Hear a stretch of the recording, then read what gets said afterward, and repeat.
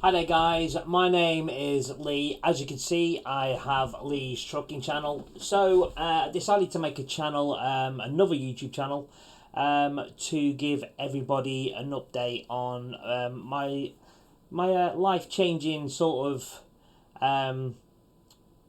journey that we're going to go on. So currently I am a telecoms engineer, fully qualified, and currently run a company with my sister and my niece. However, things are taking a turn for the worse since COVID. Um, Today is the 25th of September 2021, and I decided a couple of months back that I was going to take the plunge and go back into one of my old jobs which I used to do, and that was the world of trucking. So I sort of earlier on this year decided I would make the switch and try and go back to driving on the roads. Something I used to do for a living and loved very, very much, but family business, good opportunity, went really well for a while, and then of course COVID came along, and a few things happened along the way, a few bumps in the road, and it's now going to result into me trying to get back on the road driving lorries. So reason why I'm doing these videos, I'm going to actually start doing some vlogs when I get a job. I'm going to go through all information with you, like CPC, licenses, interviews. That would be fun. I can give you updates on interviews, jobs that I take or jobs that I'm not offered. I could tell you if I wanted them, etc. So it's just going to be a long process. And then if and when I do take a role that is going to be offered to me with permission granted, I will be vlogging from the lorry as well. However, if permission's not granted to vlog from the lorry, I will vlog on my breaks, etc., and keep you all posted and up to date with ongoing activities during the new jobs, or job should we say. Right, so first and foremost, I decided to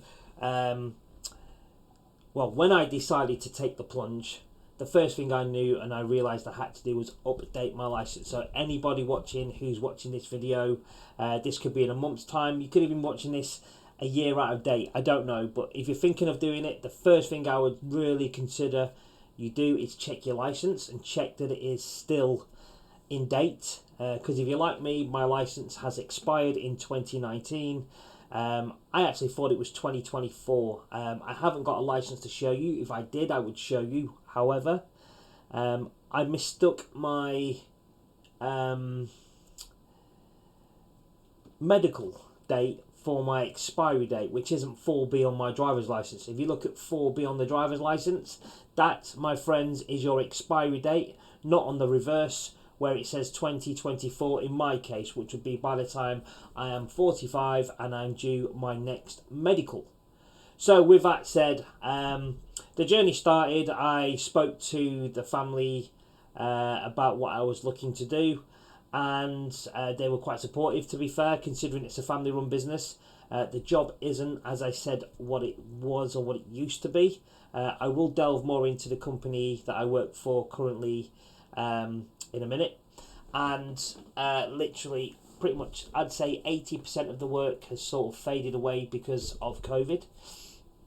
So the challenge is there now for me to do all my documentation, go through the interviews, and see what's offered. So as I was just saying a moment ago, guys, the issue with driver's licenses, I wasn't aware when I sent my license off 25 days ago, was that there is potentially a 3-month wait for licenses due to the pandemic and the DVLA. I do believe, do not quote me, this is not factual, this is what I've read and what I've sort of heard on the grapevine, is that they are pretty much on strike, have been on strike for a while, and it doesn't like they'll be returning to the offices anytime soon, which means due to that there is a enormous amount of letters not being received or not being opened, and have a huge backlog. And in part of that backlog, of course, is my license. So my license expired, as I was saying a minute ago, and literally I decided take my sent this. I've sent it over to them along with my paperwork, and I heard nothing, so I thought of wondering why. So it led me to delve down the path of the information I've just told you about the DVLA being closed. So that's where we're at with that. The license has been sent. I am waiting approval, and I have had some interviews to give you an update on a little bit further in the video as we go through. Right, now we're going to go back, and I'm going to tell you just a little bit about what I currently do, how long I've been there, and so forth. So 2013ish, my family, my dad and my sister were running a company in Berkshire. I won't say the name, but you know who you are if you end up watching this, or anybody watching me. And I went to help out for a little while because I sort of taken a break from lorry driving, went on a 4-month venture into Thailand with some friends, took a break from work and ended up working for my father's company, and eventually after 2 or 3 years I became fully qualified telecommunications engineer, done my sort of courses, sitting guilds, that sort of stuff, and loved the job at the time, to be fair. Thought it was fantastic. Doing lots of work. We'd done a lot of work in assembling and removal of desk furniture, desks, floor boxes. We provided provisional data cables for offices. We have done some work for some huge big blue chip companies over the years. And that's how we've survived, really. And then, of course, COVID hit. Like I said before, there was a few bumps in the road caused by myself. We won't go into detail, but a few bumps in the road, which sort of left me questioning where I was in life, what I wanted to do with life. And also, for those who work with family, or for those who don't work with family, don't work with family, because it doesn't end up being a love that you have for a family. You just end up working with people that you sort of... dislike is a strong word. I won't use the word dislike, but because you see them every day, you kind of don't treat them as family, if that makes sense. And I'm sure if they're watching, they'll agree. And then, I'll probably get told off for saying that, but it is what it is. So that's currently what I do, and the work has dried up a hell of a lot since the COVID. And as I say, I decided to make the switch, or to try and take the plunge. So really I wanted to know more about the Class 2. So I have a Class 2 licence, and I wanted to get back into it, and I wanted to also see the challenges that lay ahead, which there was going to be some, and there still is going to be plenty. Obviously, firstly is getting my driver's licence. And when I currently checked the other day on the DVLA website, they were still processing the 30th of June. So we're a long way off. I was hoping to be starting a new job pretty much as soon as possible in the next 2 to 3 weeks.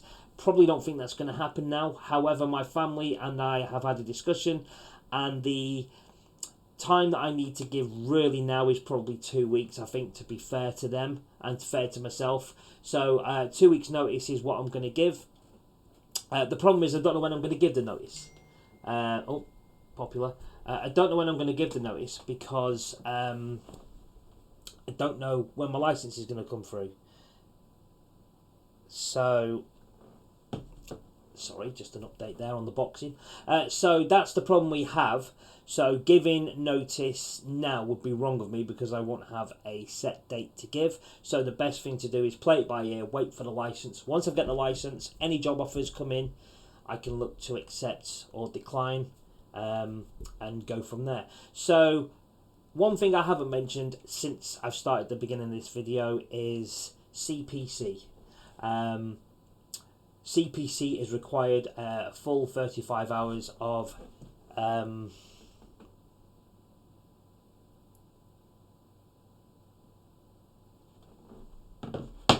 interesting news.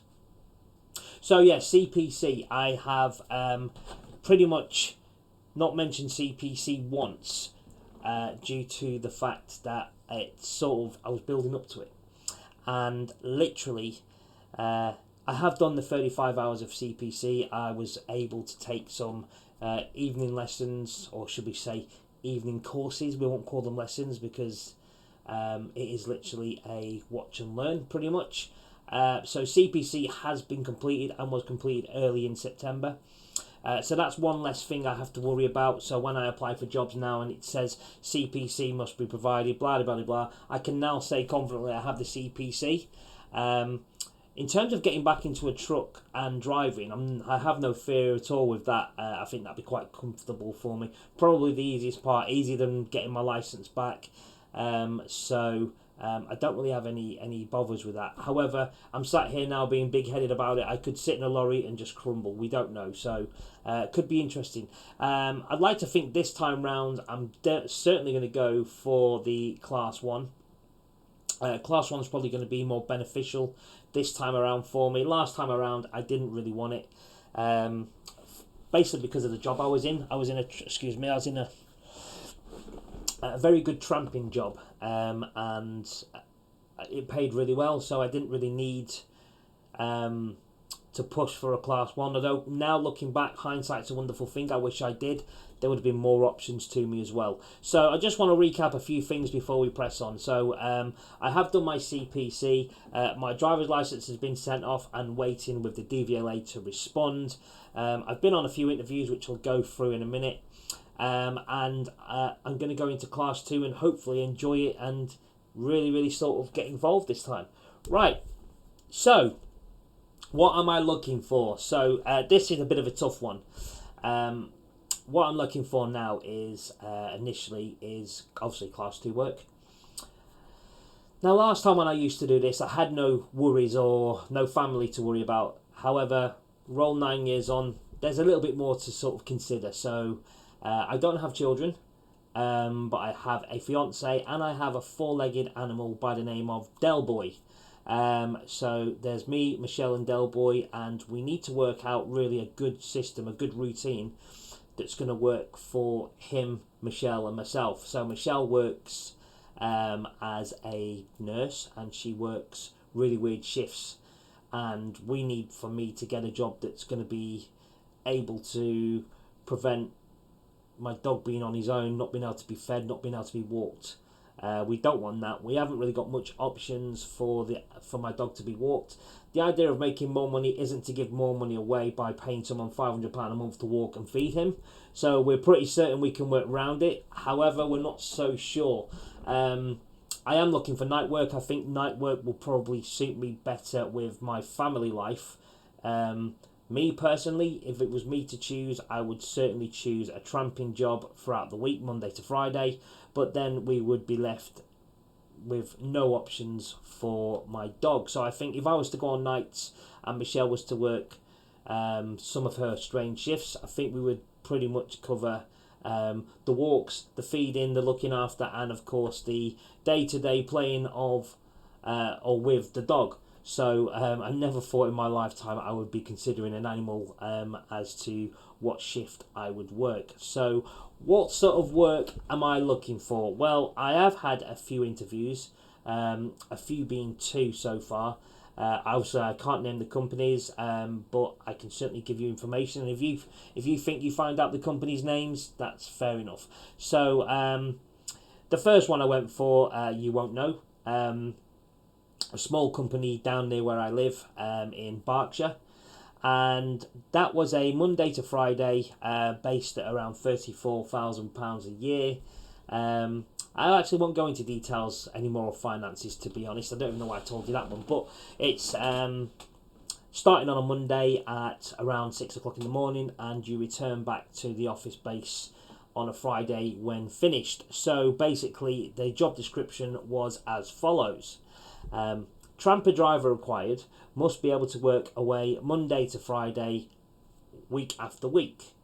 Typical daily and weekly runs will include of a delivery to, say, Glasgow, and then from Glasgow you could go as far down as Cornwall, stopping at any other locations throughout the week on the way back to the office. So basically you're tramping for a week on week basis, and the company give me a little bit of insight into how they find their works, and it's a new method on me. I've never heard of it. I heard of it in the old days when you used to do like backloads.com and things like that, or something like that it was. But this company seemed to generate their work by the internet.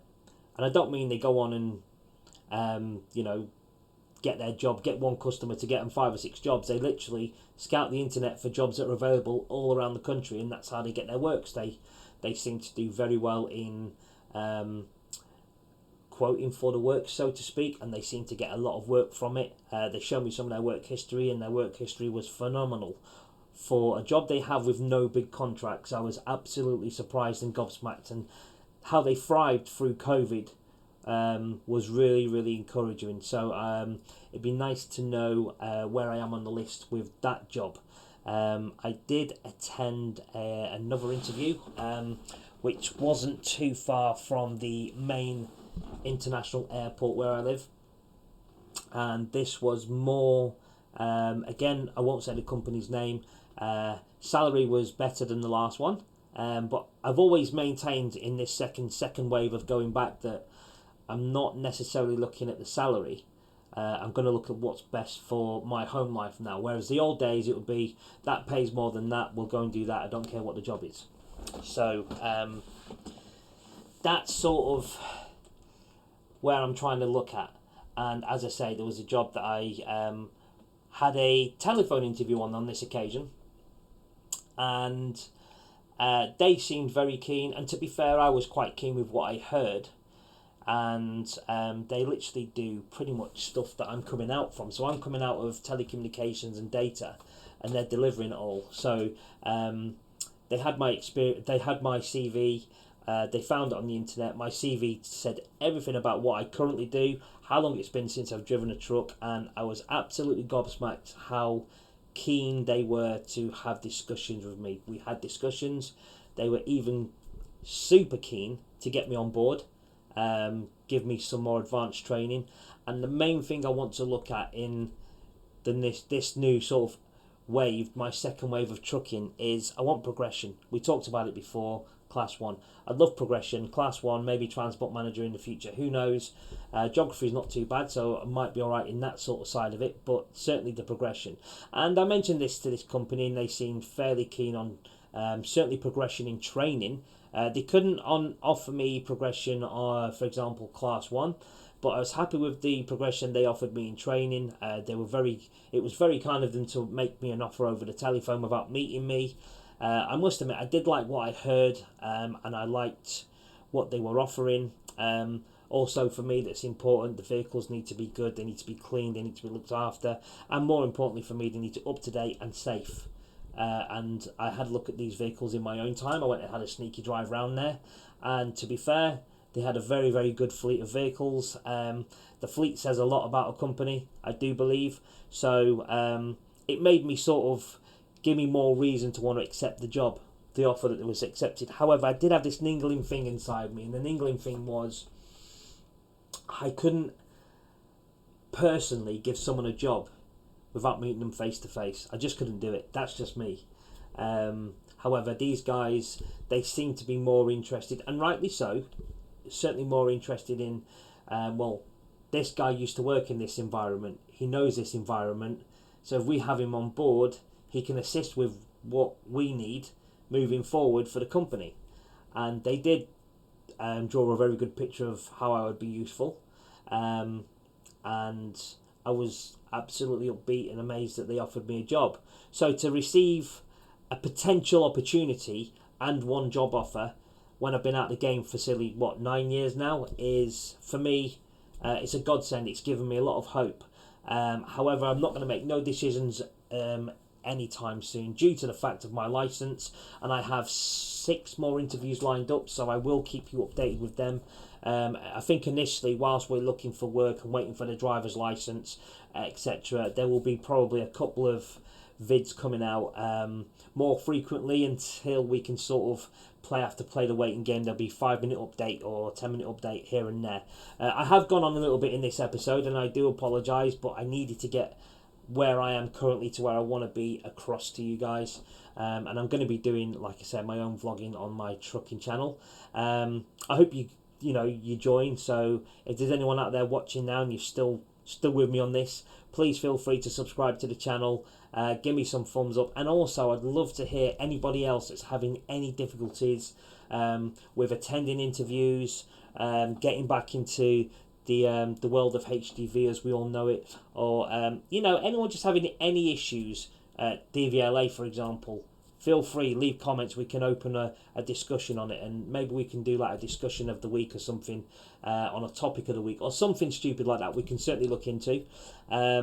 Other than that, I'm pretty certain I'm going to leave that there. I'm not going to give anything more right now, and look out for episode 2. And as I say, guys, from myself, this is Lee. I am a HGV driver, and I'm looking to get back into the world of HGV, so I could see you all very, very soon. Look out for episode 2 coming up. I'm sure we'll have more interviews and updates just for you guys. Till next time, I'll see you soon.